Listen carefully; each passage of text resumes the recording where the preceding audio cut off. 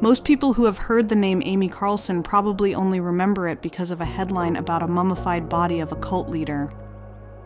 But who really was the leader of the Love Has Won cult?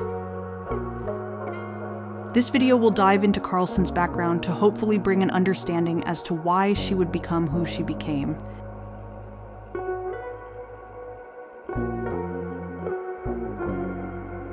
If you don't know about the Love Has Won cult or just want a refresher course, check the link in the description below for the basic facts of the Love Has Won cult.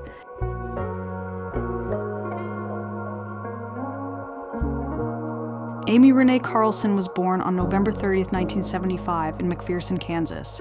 At the age of 4, Carlson stated that she had gotten measles and almost died from them.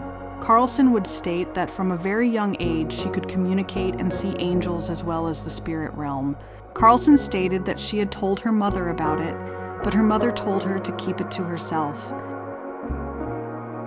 Soon after, Carlson would begin to attend many different churches with her family while starting to read and study the Bible.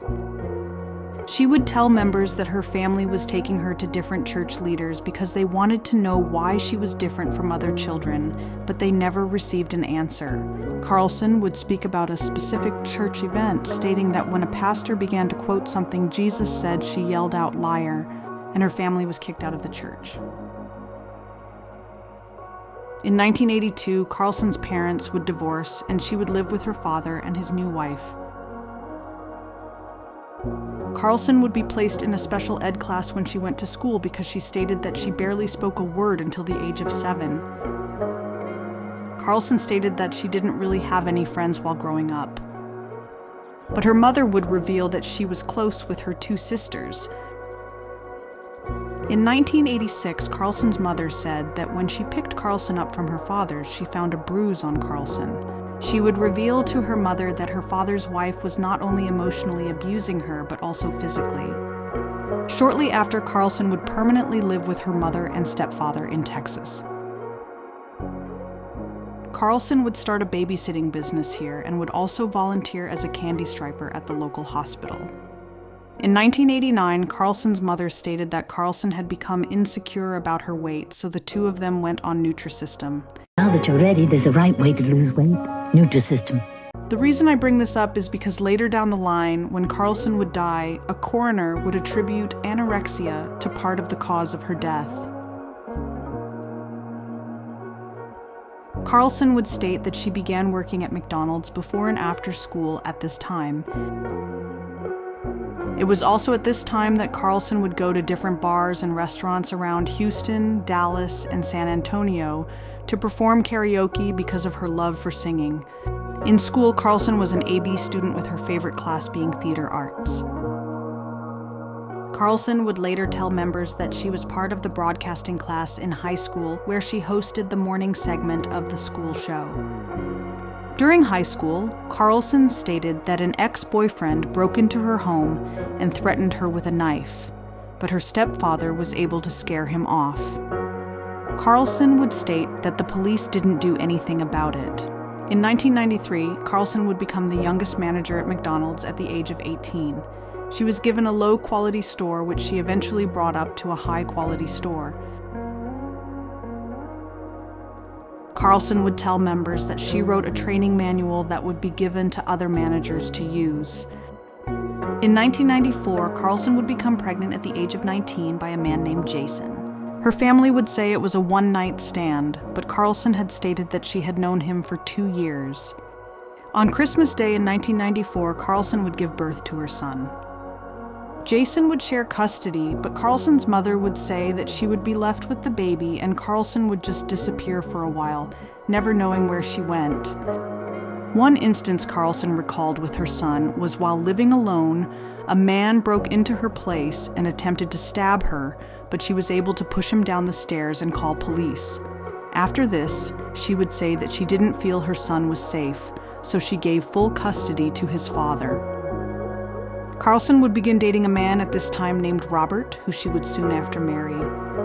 In 1996, Carlson would be promoted at McDonald's to a supervisor at 5 different stores in the area. Carlson and Robert would separate with her, hinting towards Robert being unfaithful. But the separation wouldn't be an easy one, with Robert showing up at Carlson's work one night. The two would argue in the parking lot, then Robert allegedly began to hit Carlson, prompting her co-workers to come out and stop him. Carlson refused to press charges.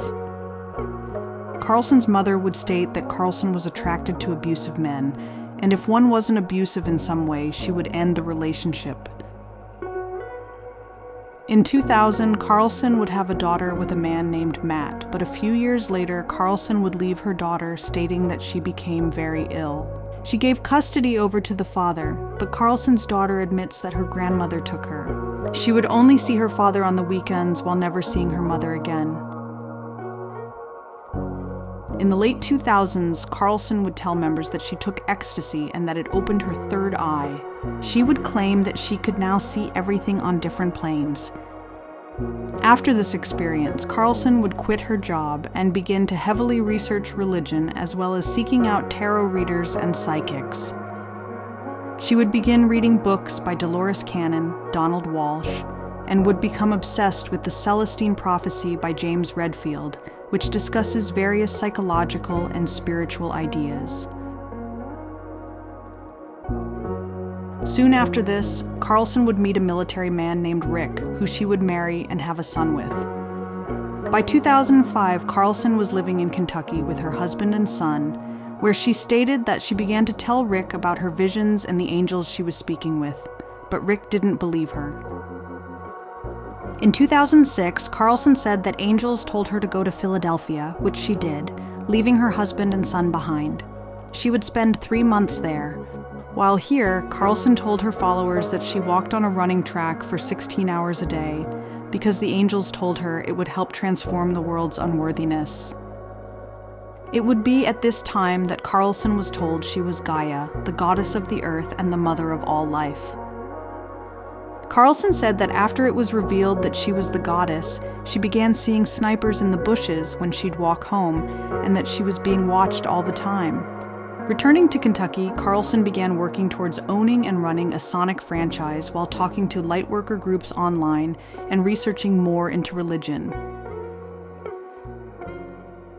She was also holding healing sessions with people through email. Inside the lightworker groups, Carlson began to discuss making a group called the Great Human Potential Movement. Within this group, Carlson met a man who went by the name Amaranth White Eagle. He told her that he was Father God and that they were twin flames. On December 17, 2007, Carlson would leave her husband and son to join Amaranth, stating that the angels told her to go to him. It would be here that Carlson would begin to meet the people who would eventually make up the group known as Love Has Won. Now you know Amy Carlson's life before the cult. Let me know what you think caused her to become who she became. Thanks for watching.